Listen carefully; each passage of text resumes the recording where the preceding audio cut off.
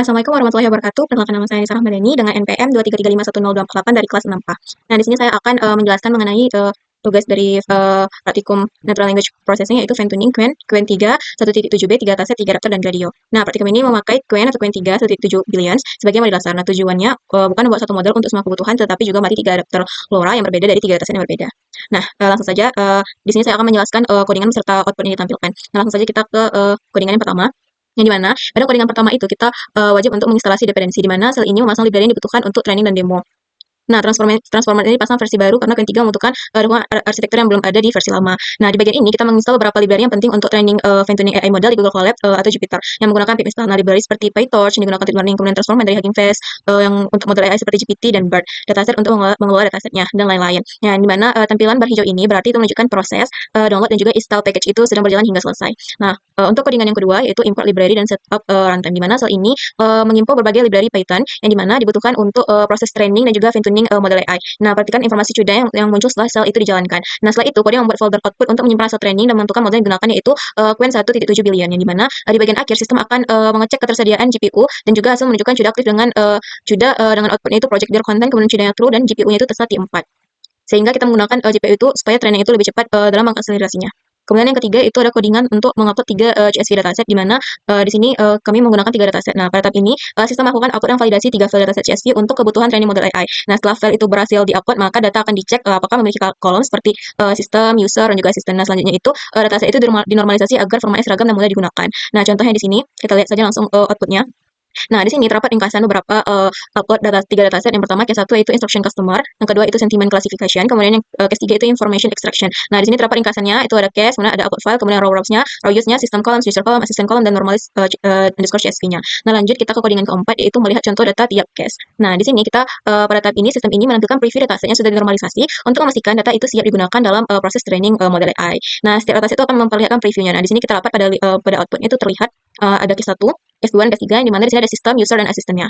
Nah, di mana setiap dari ringkasan ini atau dari preview ini, dengan kita melihat 3 baris pertama itu, nah dari setiap dataset maka kita bisa melakukan pengecekan awal apakah format dan isi data itu sudah benar sebelum masuk ke tahap trainingnya. Nah, lanjut kita ke codingan kelima yaitu konfigurasi 3 fine tuning, yang dimana pada tahap ini kita membuat konfigurasi training untuk masing-masing kasus fine tuning model AI, yaitu customer service, klasifikasi sentimen, dan juga itu ekstraksi informasi, yang dimana setiap case itu memiliki pengaturan seperti nama model, output, panjang, dan pengujian model. Nah, di sini pada outputnya terlihat nih sistem menentukan ringkasan konfigurasi untuk memastikan seluruh dataset dan parameter trainingnya itu sudah siap sebelum proses fine tuning itu dimulai. Di sini case title, rows, dan juga dan max range-nya berapa gitu.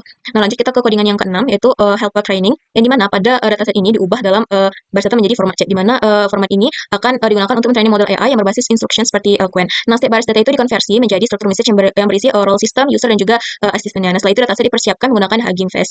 Nah, selanjutnya sistem menentukan tipe komputasi yang terbaik sesuai dengan kemampuan GPU, lalu membersihkan GPU dan RAM agar training itu lebih stabil, lalu membuat base modelnya. Nah, di sini kita tuh tanpa perlu melatih lagi gitu sebagai secara efisien. Nah, terakhir itu dibuat konfigurasi LoRa gitu untuk berfungsi untuk fine tuning model yang secara efisien dan juga dengan melatih hanya dengan sebagai parameter penting saja tanpa perlu melatih seluruh modelnya itu dari awal. Nah, selanjutnya kita masuk ke codingan yang ketujuh untuk jalur A yaitu helper jalankan fine tuning per case, di mana sel ini menyiapkan fungsi training untuk case. Nah, fungsinya itu sama dipakai oleh case 1, case 2, dan case 3. Nah, saat training berjalan, progress bar akan menampilkan step yang sudah selesai, estimasi sisa waktu, perkiraan jam selesai, dan juga loss terakhir. Nah, setelah training selesai, daftar disimpan juga menjadi zip, lalu zip tersebut diunduh oleh Colab. Nah, di sini pada tahap ini sistem akan menyiapkan seluruh proses trainingnya gitu, model AI untuk setiap case secara otomatis. Nah, seperti yang saya bilang, di sini nanti kita akan mengompres menjadi file zip itu setelah terdownload. Nah, nanti akan terdownload otomatis itu dari Colab. Nah, selanjutnya di sini kita lanjut ke codingan yaitu training case 1 customer service, di mana pada tahap ini proses fine tuning model AI itu dijalankan untuk customer service, itu pada dataset yang pertama, case yang pertama. Nah, di sini. Nah, di mana dataset ini menggunakan sebanyak 564 data. Nah, sistem terlebih dahulu yaitu mengunduh model dasar Qwen, lalu organizer dan konfigurasi dibutuhkan dari Hugging Face. Nah, lalu mempersiapkan dataset trainingnya. Nah, setelah itu training berjalan secara bertahap dengan menampilkan progress bar, jumlah step, kecepatan training, estimasi waktu selesai, dan juga nilai loss-nya. Nah, selanjutnya di sini terdapat ini ada 564 data.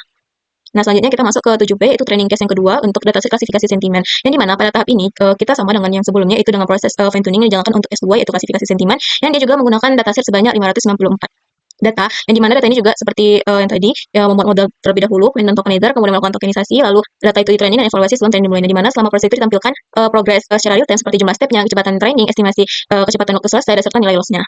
Nah, di sini nanti akan terdownload zip, yaitu ini akan terdownload zip otomatis ke komputer, atau kita bisa gunanya zip ini untuk kita bisa gunakan kembali gitu. Nah, untuk selanjutnya untuk codingan 7C itu training case 3 ekstraksi informasi. Nah, sama dengan dua dataset sebelumnya. Nah, untuk codingan ini kita juga melakukan fine tuning itu menggunakan case 3, dataset 3 itu ekstraksi informasi yang sama dengan menggunakan dataset sebanyak 564 juga. Nah, di sini terlihat 564. Nah, di mana sama-sama dengan cara pengerjaannya juga dengan sebelum-sebelumnya. Nah, di sini juga ditampilkan progres secara real time seperti jumlah stepnya, kecepatan proses, estimasi waktu selesai, serta nilai lossnya menunjukkan model itu semakin mampu memahami pola ekstraksi informasi dari teks gitu. Nah, selanjutnya kita masuk ke codingan yang ke-8 yaitu base model dan adaptor untuk perbandingan. Nah, pada tahap ini sistem mencari dan memuat seluruh adaptor LoRa hasil dari fine tuning tersebut. Itu yang fine tuning sebelumnya sudah di training gitu. Nah, kode ini akan mengecek itu setiap folder output itu untuk memastikan file-file yang ada pada adaptor tersedia, lalu membersihkan memori sebelum membuat base model dan lalu membersihkan memori sebelum memuat ke dalam model utama. Nah, model kemudian membuat mode evaluasi agar siap digunakan untuk inference atau perbandingan hasil antar case-nya. Nah, di bagian akhir ini sistem akan menampilkan adaptor yang berhasil dimuat. Nah, di sini sebanyak 311 ya adaptornya. Nah, selanjutnya pada kode yang ke-9 itu fungsi generate jawaban, yang dimana di sini menerapkan chat template Qwen. Nah, pada sistem ini dilakukan pengujian dan juga perbandingan antar model asli sebelum fine tuning dan model yang sudah di fine tuning menggunakan adapter LoRa. Nah, kode dimulai dengan menerapkan chat template Qwen. Nah, kemudian nanti membuat fungsi generate selanjutnya, kemudian sistem mengambil contoh prompt dari masing-masing case, mengaktifkan adapter sesuai model yang diuji. Nah, setelah output dari raw model dibandingkan langsung dengan fine tune modelnya. Nah, terlihat bahwa model hasil fine tuning mampu memberikan jawaban yang lebih terstruktur nantinya.